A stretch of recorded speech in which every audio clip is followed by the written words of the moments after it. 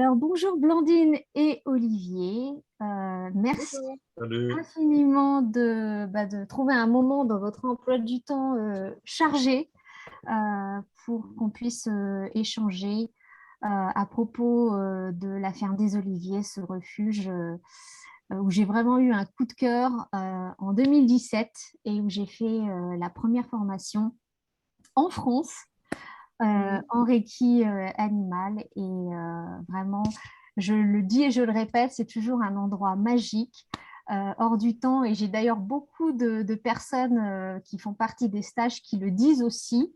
D'ailleurs, je crois que c'était en 2019, il y avait une personne qui habitait près de Blois, en fait, vraiment pas loin, et qui ne connaissait pas du tout le refuge et qui était vraiment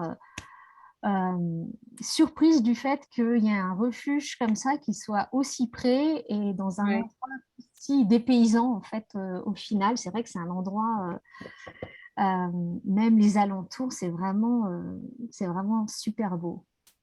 Mhm. Donc, donc voilà, je suis vraiment, vraiment super heureuse qu'on puisse échanger. Eh bien, j'ai envie de commencer sur peut-être que vous vous présentiez chacun brièvement. Mhm. Vas-y. Oui. Eh bien, moi, c'est Blandine. Je suis arrivée au refuge en 2016, au début en tant que bénévole, juste les dimanches. Et puis petit à petit, je suis venue de plus en plus souvent. Et puis, bah, j'ai fini par rester avec Olivier. Voilà, moi c'est Olivier. J'ai créé ce refuge en 2007.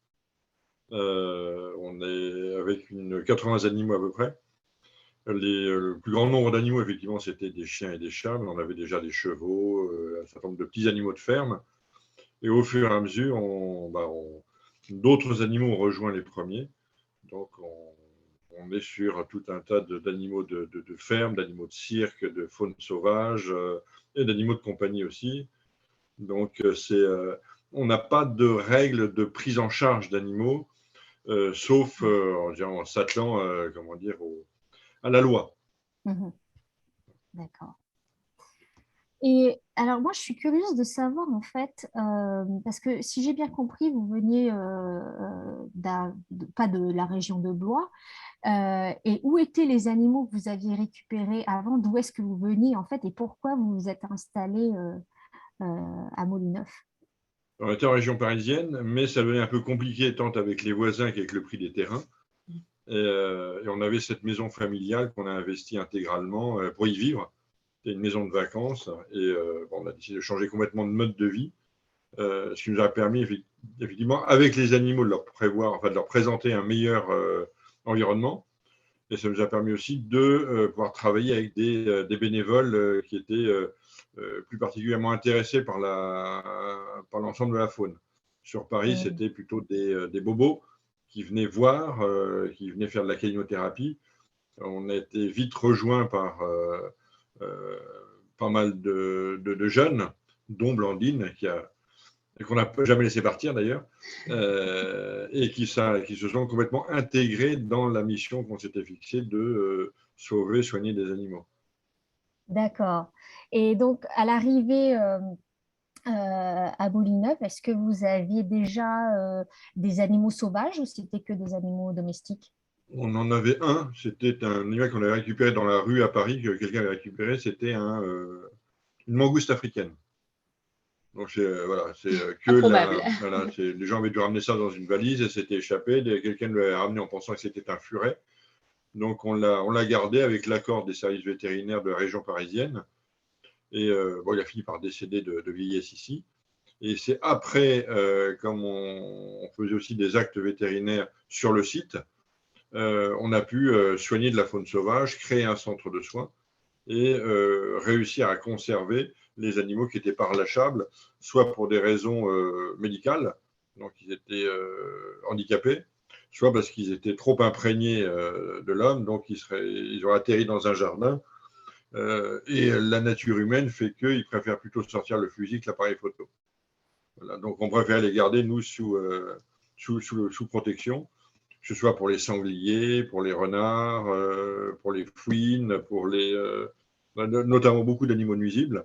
Et puis pour toute la faune sauvage protégée, comme beaucoup les rapaces. Mhm. Mhm. C'est vrai qu'au fur et à mesure des années où je suis venue, j'ai vraiment vu la partie faune sauvage devenir de plus en plus importante, avec de plus en plus d'espace pour les rapaces, pour les renards. Est-ce que ce centre pour la faune sauvage s'est vraiment développé en même temps que l'accueil d'autres animaux domestiques, ou ça s'est fait peut-être un peu plus après, le focus était plus Ouais, sur les avec animaux 3 ans de domestiques? décalage. 3 ans de décalage, c'est tout. Mais là, on est à plein en ce qui concerne les animaux domestiques ou les animaux de ferme. La faune sauvage étant en général des plus petits animaux, notamment en France, on a des projets d'agrandissement, notamment pour les renards. C'est de là, ils sont pour l'instant dans des volières qu'on juge trop petites. Ils sont en extérieur, mais on veut leur faire un parc beaucoup plus grand. On a le même problème avec les chiens-loups. Où on veut leur faire, quand on reçoit des visiteurs, leur faire un parc. Là, pour l'instant, ils ont un chenil. Une fois de temps en temps, on les met dans un chenil de 50 mètres carrés, on va faire un chenil de 600 mètres carrés. Ah oui, Alors qu'ils sont toute la semaine dans un parc de 3000 mètres carrés. ah oui, Mais on d'accord. cherche toujours à améliorer les conditions de vie. Oui. Hmm, d'accord. Donc, il y a des possibilités au refuge de pouvoir s'étendre encore en Plus, surface autour. Plus plus trop, plus tellement, trop. C'est non. surtout les aménagements intérieurs qui permettent d'aménager des surfaces supplémentaires. Mais D'accord. on garde pour l'instant la même surface. On est sur 15 hectares. C'est un peu compliqué d'avoir plus pour l'instant. Oui, d'accord. Et est-ce qu'au niveau des soins à la faune sauvage, vous avez une approche qui est différente que pour les animaux domestiques? Comment ça se passe dans la vie de tous les jours, en fait? Ah bah oui, c'est forcément différent puisque on a quelques-uns qui sont imprégnés, qui sont habitués à nous, mais globalement, c'est des animaux qui restent peureux, hein, donc toutes les manipulations, contentions sont différentes. On essaie de ne pas les stresser, mais en même temps, il faut pouvoir intervenir. Mhm. Donc bon. C'est ça, une poule, il faut être tout seul, on arrive à le soigner. Un gros rapace qui fait la taille d'une poule, il faut être 2 ou 3. Voilà. Ouais. Ouais. Et avoir une douceur très particulière, parce que le moindre mouvement décalé Les stress. les stresse complètement. Mhm. Mhm. C'est vrai que moi, j'ai eu la chance de pouvoir aussi être bénévole au Canada dans un centre de faune sauvage, et c'est impressionnant voilà, de s'occuper, de faire des soins à des rapaces, de les nourrir. J'ai aussi eu l'occasion de m'occuper de colibris aussi, qu'on retrouve pas mal en Amérique du Nord, qui ont une langue absolument démesurée. C'est vraiment chouette. Je trouve qu'on apprend vraiment tellement auprès de la faune sauvage. C'est de les voir de près. J'ai aussi eu l'occasion de voir une chouette nippone, je crois que ça s'appelle, qui est, j'avais jamais vu ça de ma vie. C'est vraiment énorme. Bon, malheureusement, elle est décédée, mais ça m'a marqué parce que c'est un oiseau tellement magnifique. Et voilà, c'est vraiment des occasions en tant que bénévole de pouvoir approcher comme ça des espèces et contribuer, hein, toujours, évidemment. C'est vrai que c'est des espèces, finalement, on vit avec puisqu'elles sont dans nos forêts, mais on les voit rarement d'aussi près, quoi. Alors, C'est ça, c'est une c'est ça. relation, un truc en plus, quoi. Ouais, c'est sûr. Et je suis sûre que le centre de la faune sauvage, c'est aussi un moyen incroyable de pouvoir éduquer les personnes voilà, à l'intérêt de la faune sauvage, comment la préserver, contribuer Ouais. à maintenir l'habitat, etc. Est-ce que ça fait partie de vos visites au public, que vous offrez au public, ou comment ça se passe? Alors, c'est très compliqué en France, vu qu'il y a la législation pour la faune sauvage protégée, où nous, on a le droit de les présenter 7 jours par an, pas plus. D'accord. Donc, ce qui fait qu'en soit 14 demi-journées, c'est une fois par mois. Il n'y a pas autant de gens qui sont intéressés par ça qu'on pourrait le croire. Ce sont vraiment des adeptes de la faune sauvage et de l'animal qui viennent. Sinon, on a quand même pas mal de visiteurs sur les autres animaux. Ils ont l'occasion quand même de voir les animaux, ce qu'on appelle en France dits chassables, les animaux dits invasifs et les nuisibles. Mhm. Voilà. Donc ceux-là, on peut les présenter au public sans problème. Présenter les autres, déjà, il y a une législation plus particulière et on n'y tient pas, sachant que les gens qui viennent avec des enfants qui braillent, c'est un peu compliqué au niveau du stress, notamment pour les oiseaux, ou si on a des félidés qui sont un peu beaucoup plus sauvages que le reste. Mhm. Bon, tout ce qui est fouine, renard, à partir du moment où on met des distances entre le public et puis juste mettre des fenêtres de vision sans que les animaux voient les gamins turbulents sauter partout, ça passe. Par contre, pour certains autres animaux, même nous, quand on rentre dans les volières, il y a parfois un stress. Donc, on veut éviter on n'est pas là pour faire plaisir aux gens en soi. On a des méthodes éducatives, des principes éducatifs, mais on ne veut prendre aucun risque pour les animaux. C'est vrai que c'est le bien-être de l'animal avant tout. Avant tout. C'est sûr. C'est ça. Et c'est vrai que déjà éduquer le public concernant les espèces chassables, chassées, les nuisibles, etc. Déjà là, il y a déjà aussi énormément de travail à faire. Donc, oui, beaucoup. C'est sûr que voilà, il y a beaucoup de travail. J'aimerais maintenant qu'on parle du fonctionnement du refuge en fait dans la vie de tous les jours. Peut-être on peut commencer par les bénévoles en fait. Combien est-ce que vous avez de bénévoles actuellement qui vous aident? Alors, on doit avoir une dizaine de bénévoles à peu près. Mais sporadique. Voilà, il y en a qui viennent une fois par semaine à jour fixe. Il y en a qui viennent de temps en temps quand ils ont une disponibilité. Ça va, ça vient. Ce sont tous des gens qui ont une occupation professionnelle déjà. Donc, ils donnent de leur temps, soit sur leur RTT ou leur week-end pour venir nous donner un coup de main. D'accord. Et puis là, depuis cette année, alors c'est pas du bénévolat, mais depuis cette année, on a pris des services civiques. Voilà, en fait, c'est des jeunes là, elles ont 25 ans et elles ont une mission en particulier sur le refuge. Donc, il y en a deux, ça va être gérer, organiser les soins aux animaux.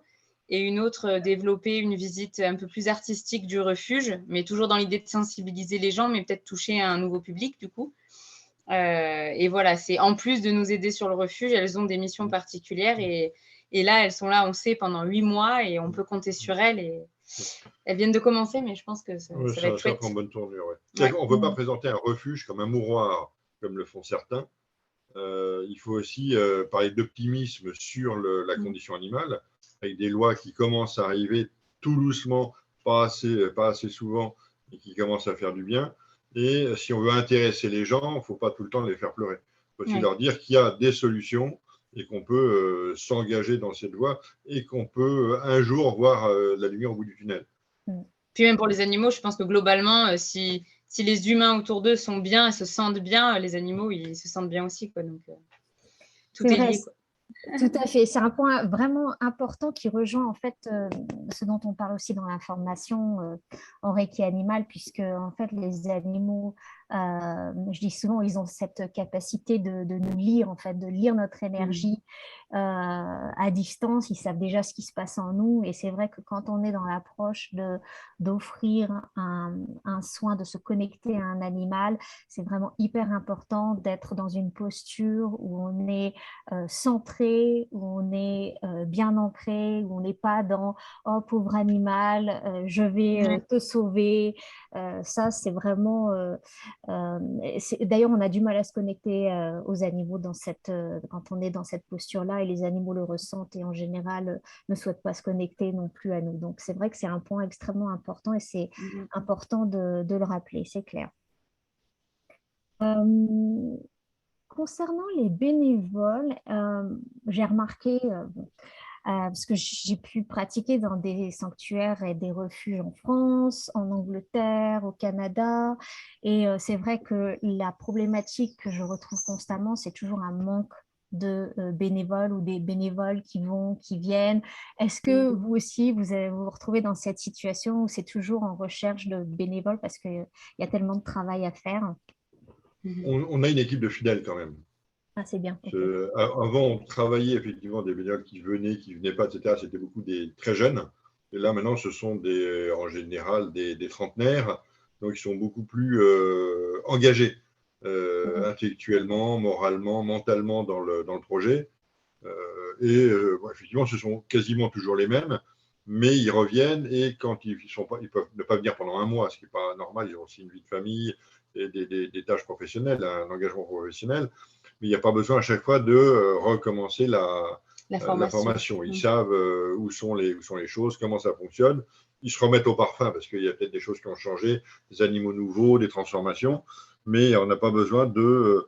Ils restent en intégration dans la philosophie du refuge.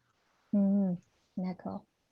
Et Mais c'est vrai qu'on a des bénévoles qui viennent de temps en temps, qui restent une demi-journée parce qu'ils pensaient qu'ils venir faire de la calinothérapie. oui, d'accord.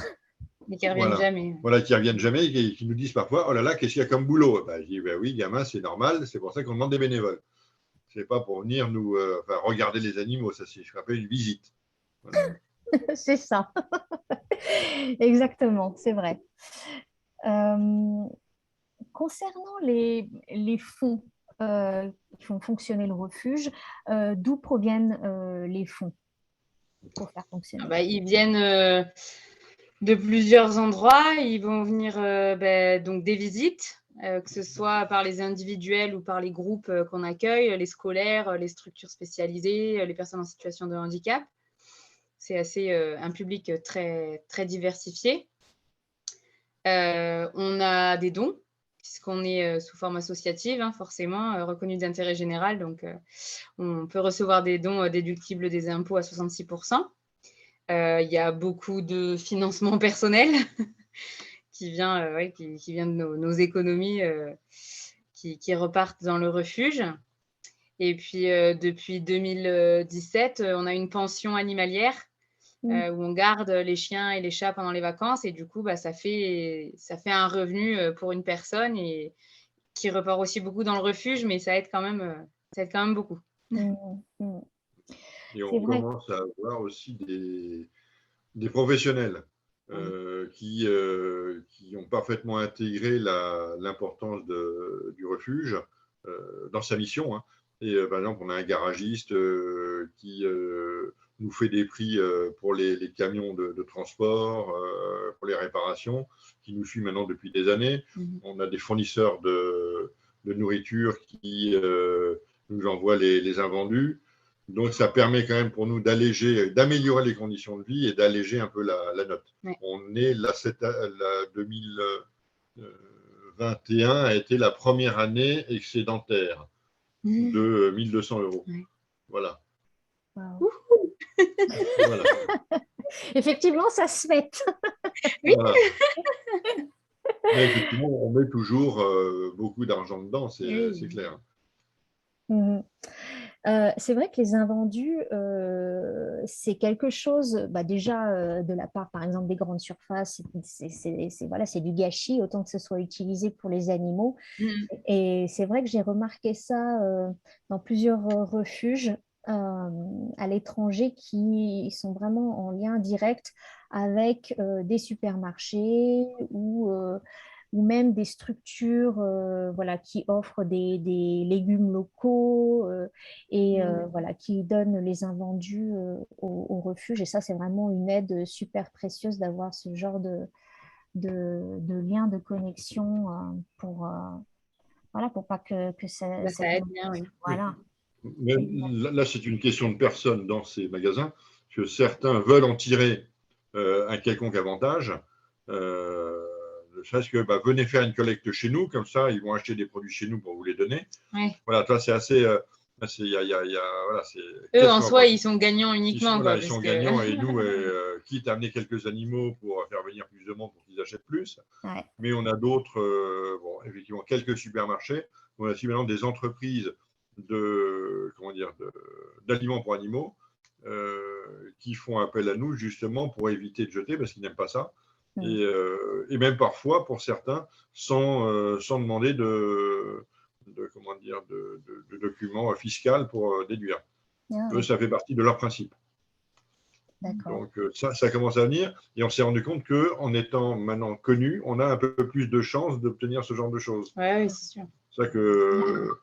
C'est pour ça qu'on aide aussi maintenant d'autres associations qui ne sont pas connues, qui n'ont pas l'aura qu'on a, qui récupèrent beaucoup moins de nourriture. Et il y a 3-4 associations à qui on reverse pas mal de nourriture. Parce qu'ils n'ont pas les moyens de s'en acheter. C'est vrai que c'est important de le souligner parce que la solidarité entre refuges, sanctuaires, voilà, ces centres qui s'occupent des animaux, eh bien, il y a tellement de travail, de manque de fonds que lorsqu'on crée un réseau, en fait, au final, ça aide tout le monde. Mm. Ça aide les animaux en premier, mais c'est vrai que c'est hyper important. Et ça, je le vois vraiment beaucoup de créer un réseau entre refuges pour s'entraider, hein, pour la cause animale, parce qu'il y a tant à faire, c'est Oui, clair. c'est sûr. Nous, ça commence à prendre tournure là, dans la région centre. Au Mm. début, quand on l'a fait, les gens nous regardaient de manière un peu bizarre, parce que ça ne se faisait pas trop. Chacun, je dirais, tirait dans son coin. Et là, maintenant, ça se fait beaucoup plus facilement. Nous, on a commencé ça il y a 7-8 ans.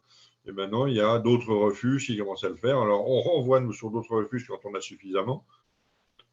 Mais ça commence à. Les gens sont prêts à se fédérer. Moi, je suis pour la fédération, mais sans qu'il y ait un chef. Voilà, je ne veux pas qu'il y ait quelqu'un qui dise moi, je veux que ce soit comme ça. Chacun fait comme il peut, plus que comme il veut. Et surtout, on essaye de s'entraider. On le fait maintenant avec d'autres centres de soins sur l'ensemble de la France. Quand il y a des soucis techniques ou des soucis de nourriture ou des choix à faire sur des animaux, maintenant, sur l'ensemble de la France, on arrive à échanger avec les centres de soins pour, déjà pour ne pas se retrouver tout seul, quoi. C'est ce qu'on disait l'autre jour avec un gros centre de soins de Bretagne. Ça fait plaisir parfois de savoir qu'on n'est pas les seuls à être dans la merde. Voilà, donc il y a une entraide morale importante qui peut se faire comme ça. Oui. Oui, c'est vrai. Et l'aspect, effectivement, je rebondis là-dessus, l'aspect émotionnel de travailler dans un refuge et de contribuer à la cause animale. Ça, j'ai pu l'observer aussi énormément. Ça demande, déjà, la quantité de travail est absolument incroyable. C'est quelque chose, ça demande un investissement. Je crois que c'est vraiment une vocation. Parce que sinon, on ne pourrait vraiment pas survivre émotionnellement, physiquement, mentalement. On est vraiment exposé à des choses qui sont pas faciles. Et il faut vraiment garder voilà, la niaque pour pouvoir continuer. C'est très demandeur aussi pour le corps physiquement. Et j'ai eu la chance d'avoir des personnes voilà, qui travaillaient en refuge, qui faisaient partie de la formation parce que c'est important aussi pour moi, parce que moi, je suis passée aussi par là, où ça a été à un moment donné, j'en pouvais plus. En fait, j'ai fait un burn-out, voilà, on va dire émotionnel. C'est vrai en Amérique du Nord, on appelle ça la fatigue de compassion. C'est un burn-out, c'est l'équivalent du burn-out émotionnel où en fait, voilà, on s'investit tellement que ça devient compliqué et on s'oublie dans le processus. Et les outils que je transmets à travers la formation, eh bien, c'est aussi pour ça, pour donner des outils pour pouvoir contribuer, mais sans voilà, se perdre dans le processus et pouvoir mettre des distances saines et contribuer de façon, on va dire, durable voilà, pour la cause animale. Donc ça, c'est vraiment un aspect aussi qui est cher à mon cœur et qui est important, que je souhaite vraiment transmettre dans la formation pour spécifiquement pour les personnes qui travaillent en tant que bénévole ou professionnel dans le domaine de la cause animale, parce que j'ai vraiment pu observer, et j'en ai fait partie, de personnes qui sont en dépression, qui vont vraiment pas bien parce que on est exposé à tout ce qui n'est pas vraiment super beau, même s'il y a des belles choses qui se passent, et heureusement. Oui. Mais c'est vrai que bon, des fois, ça peut être compliqué. C'est important au niveau de la santé mentale, voilà, de faire attention à soi. Voilà. Le seul burn-out que j'ai failli faire, c'est à cause de l'administration française, mais non pas à cause des animaux. Parce que ouais, oui, ça c'est très très compliqué. Je ne sais pas si chez vous c'est comme ça, mais chez nous c'est la seule réponse qu'on obtient, c'est non. En général, il faut se battre. Alors qu'on fait, c'est ce que j'aurais dit un jour, on fait le travail que devrait faire l'État. Oui. On le fait avec gratuitement. Fonds, on le fait gratuitement. Et derrière, c'est toujours non. Et ils nous ont cassé la gueule il y a 3 ans maintenant.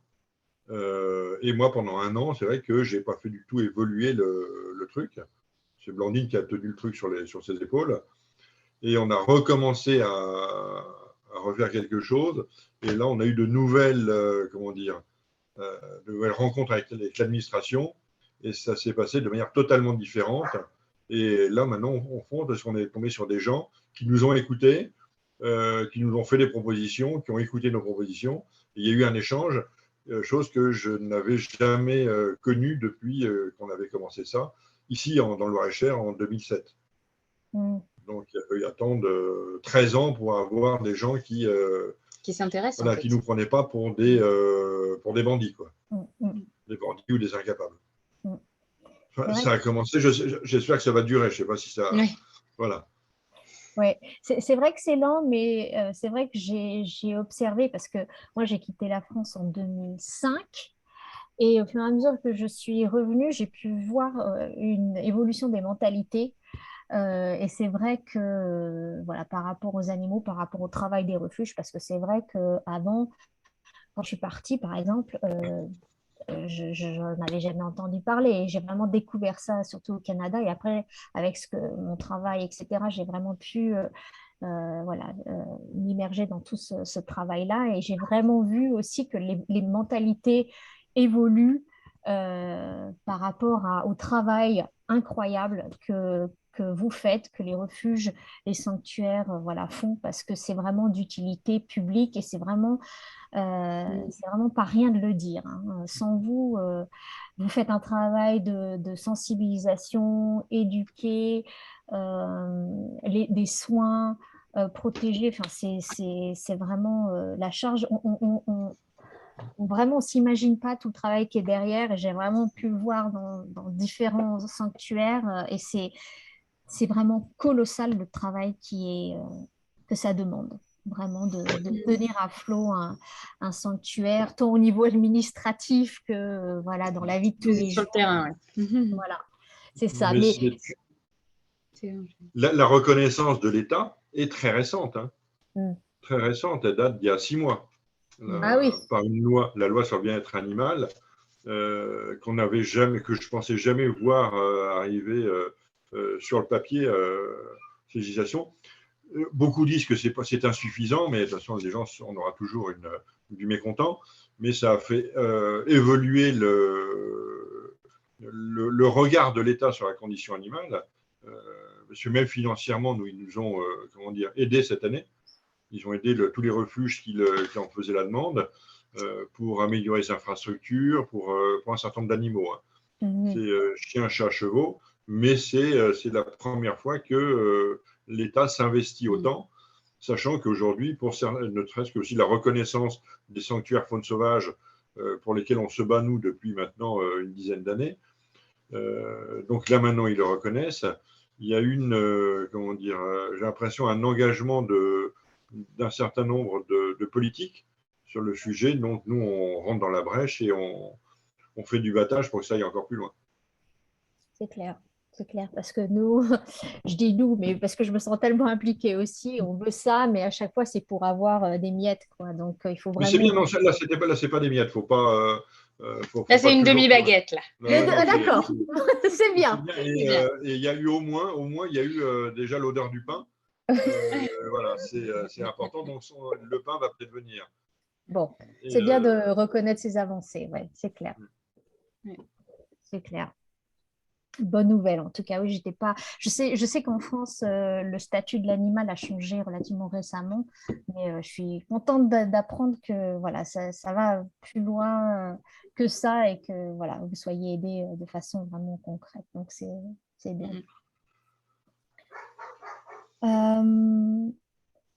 Je me demande au niveau du soin pour les animaux, est-ce qu'il y en a certains, parce que vous avez vraiment des animaux, c'est vraiment, je crois que vous les avez pratiquement tous.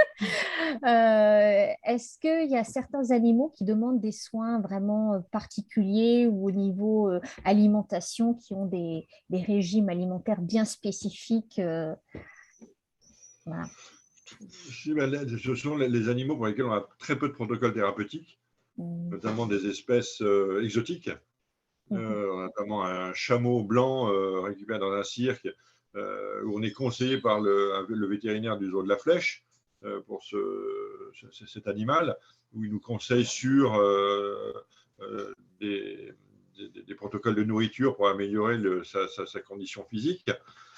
Sur les rapaces, ce n'est pas toujours évident parce que très peu de vétérinaires savent les soigner. Effectivement, pour tout ce qui est wallaby, on n'a aucun protocole thérapeutique parce que c'est considéré là-bas en Australie comme du nuisible.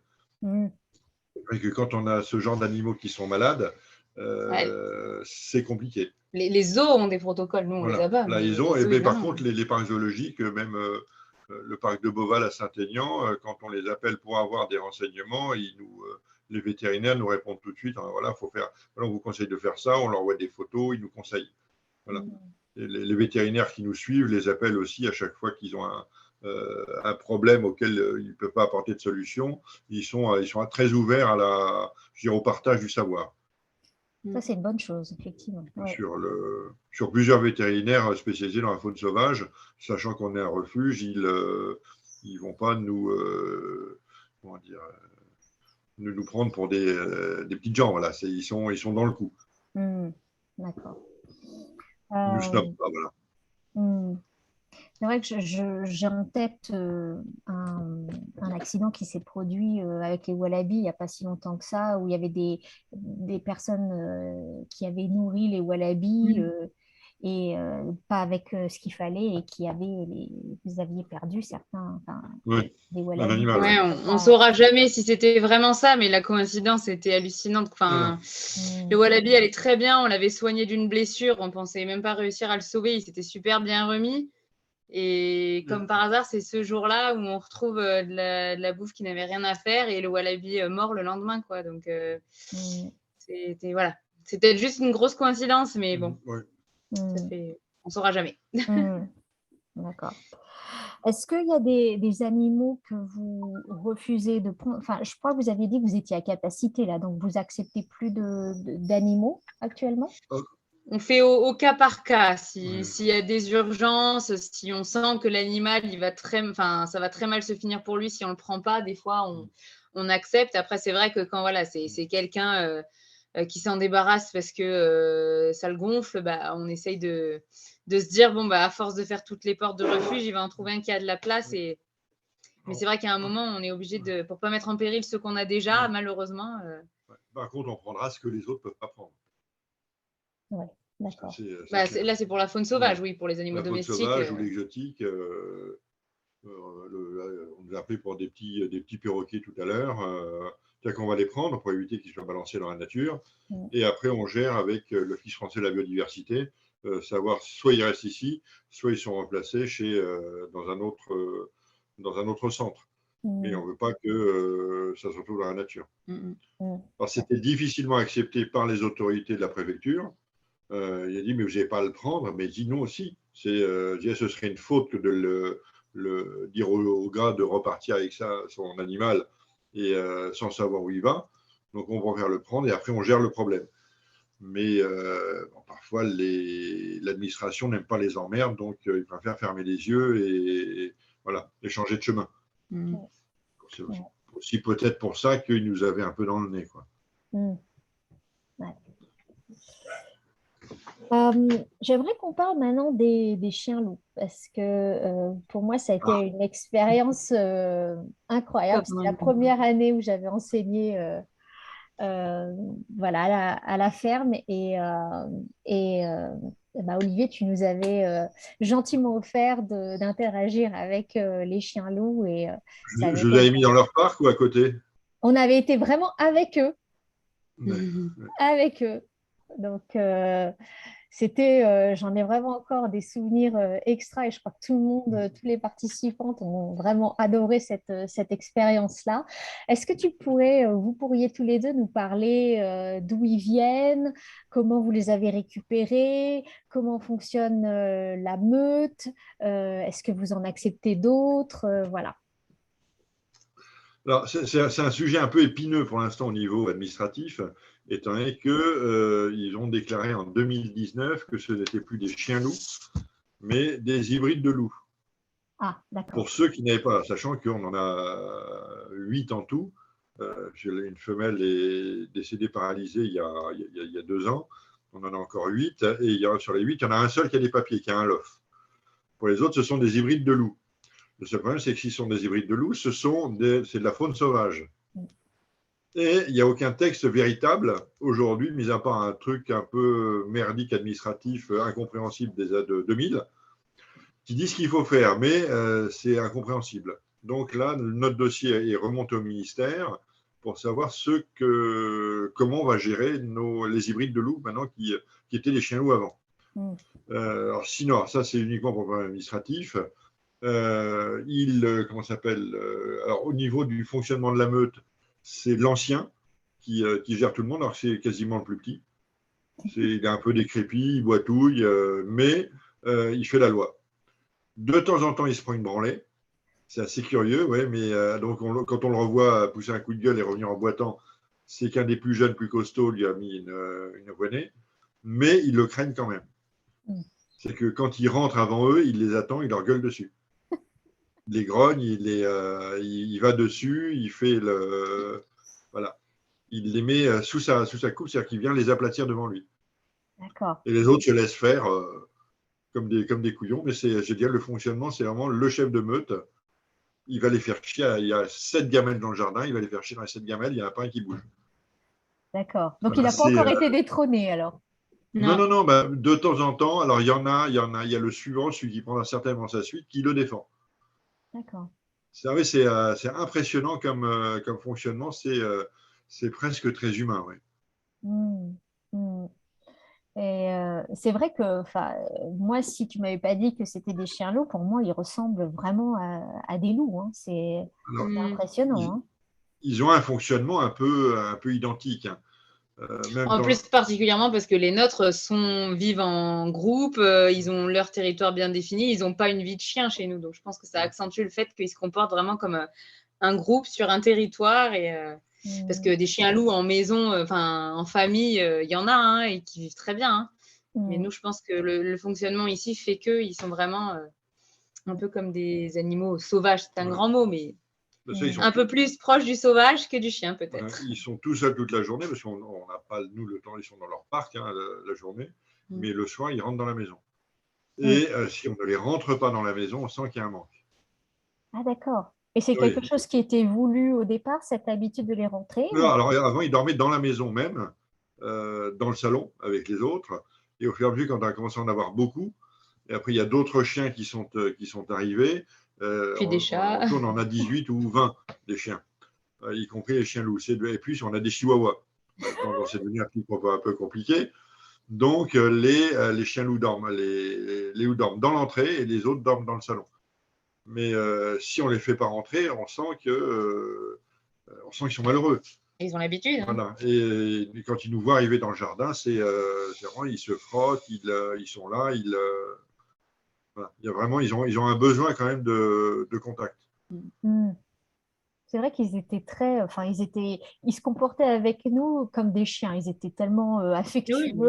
Enfin, vraiment, c'est juste l'aspect on va dire, qui surprend un peu. C'est vraiment, ils ressemblent vraiment à des loups. C'est comme le loup, ils ont très tendance à attraper. C'est-à-dire qu'ils vont prendre la main, ils vont prendre le bras, ils vont mâchouiller, ils vont titiller avec comme ça sur les bras. On a tous eu des pinçons sur les joues, par contre, ils lèchent très peu. Ils lèchent très peu, c'est leur manière de. Et j'ai vu faire d'ailleurs par une spécialiste du loup au Canada. Et effectivement, quand elle avait retrouvé une meute qu'elle avait lâchée 2 ou 3 ans avant, il l'avait reconnue et elle est ressortie, elle était bignée de partout. Parce qu'il avait pincé. C'est leur manière, effectivement, pour eux de dire bonjour. Ils ont une. Pour ceux qui ont les fesses fragiles, s'abstenir. Très bien. Bon, merci pour ce conseil. Blandine et Olivier, notre échange tire à sa fin. Est-ce qu'il y a quelque chose que vous souhaiteriez partager ou nous dire avant en mot de la fin? Bon, juste qu'on sera content. On est toujours content de faire visiter et découvrir notre refuge et la manière dont on travaille. Donc, je pense qu'on le fait visiter aussi parce qu'il y en a qui disent qu'on fait de l'argent sur le dos de nos animaux. Non, c'est faux. on veut montrer ce que c'est la protection animale de terrain. C'est pas juste partager des annonces sur Internet, c'est pas juste crier quand il y a un chien maltraité. Bah, c'est faire, et puis tout ce qui s'ensuit, tous les soins, toute la place que ça demande, les installations que ça demande. Nous, au CRIPA, on va le chercher, le chien. Voilà, nous, on va le chercher, puis on s'en occupe. Donc, je pense que c'est important que les gens visitent, et il y en a beaucoup à la fin de la visite qui nous disent « Ah ouais, on ne se rendait pas compte de ce que ça représente, du nombre d'animaux qu'il y a, du boulot, quoi, en fait, de la masse de boulot. » Donc, je pense que sans le faire exprès, juste avec la visite, c'est pédagogique et ça sensibilise les gens, quoi. Non, puis ce qui est aussi intéressant, c'est d'échanger avec des gens qui sont différents, qui ont je dirais, un cheminement différent sur l'animal, comme toi. On a des valeurs qui sont très proches, mais toi, tu véhicules ça autrement, nous, on véhicule d'une façon. Donc, l'échange est important. Tout à fait, c'est vraiment enrichissant et ça se complémente bien au final. Hein. Donc, mais c'est vrai tu vas recommencer avec les loups cette année ou pas? Oh bah, moi, je suis toujours partante. Hein. On va voir avec les participants. Oui, bah, je suis sûre que toutes les filles, parce qu'il n'y a que des filles. Oui, j'ai eu déjà des hommes. Il n'y a que des bénévoles filles. Il y a 2 garçons. Disons 95% de nos bénévoles sont des femmes. Alors, et vu qu'on en a 10, t'imagines, il y a 9 filles et demie. C'est bon. Et un demi-mec. Non, on a sur les bénévoles, hormis mes enfants, il y a un garçon. Hormis les enfants. Oui. Il y a un seul garçon. C'est effectivement les statistiques que j'observe aussi un petit peu partout. Ouais. Donc, mais bon, oui, j'ai été très contente quand j'ai eu des hommes qui ont participé à ma formation. Ça m'a fait vraiment super plaisir. Donc voilà, en tout cas, c'est vrai que c'est vraiment, moi, ça me fait hyper plaisir. À chaque fois, c'est un vrai bonheur de venir au sanctuaire. Et puis, de toute façon, les personnes qui sont intéressées pour se former dans l'approche du Reiki animal que j'enseigne, ce sont des personnes qui sont déjà sensibilisées à la cause animale, mais ça permet vraiment en même temps de voir concrètement aussi le travail que vous faites. Et puis voilà, c'est toujours enrichissant à plein de niveaux. Donc voilà, c'est que du bonheur et j'ai vraiment hâte. Donc la formation, la partie pratique à la ferme des Oliviers, ce sera le 2 juillet. La partie théorique, c'est en distanciel le 25 juin, donc la semaine d'avant. Et voilà, et j'ai hâte, je suis vraiment très très heureuse de pouvoir vous rendre visite à nouveau après 3 ans d'absence. C'est vraiment chouette, donc j'ai hâte. Je suis sûre que la ferme a encore beaucoup changé parce qu'à chaque fois, chaque année quand je viens, il y a des changements, ça évolue à chaque fois. C'est vraiment chouette de voir voilà, les nouveaux animaux, les nouveaux arrivants, les nouveautés que vous mettez en place. C'est vraiment chouette. Voilà. Plaisir partagé. Super. Merci à vous deux d'avoir pris le temps voilà, pour cet échange. C'était vraiment… merci à toi. Avec grand plaisir. J'avais vraiment ça en tête depuis longtemps. Je suis contente qu'on puisse enfin le concrétiser parce que ça me tient tellement à cœur de pouvoir partager le travail que font les sanctuaires, le travail que vous faites pour la cause animale, parce que c'est vrai qu'on ne se rend tellement pas compte, encore une fois, du travail que ça implique. Et comme je l'ai dit, c'est vraiment une vocation. Si on n'a pas ça dans les tripes, vraiment, on peut pas le faire sur la durée. Voilà, c'est ça. C'est clair. C'est ça. Bon. Et Olivier et Blandine, merci à vous deux. Et puis, j'espère avoir le plaisir de vous voir le 2 juillet. Oui, quand même. Sonia, à bientôt. On t'embrasse. Merci à vous. Allez, à très bientôt. À bientôt. Au revoir. Salut.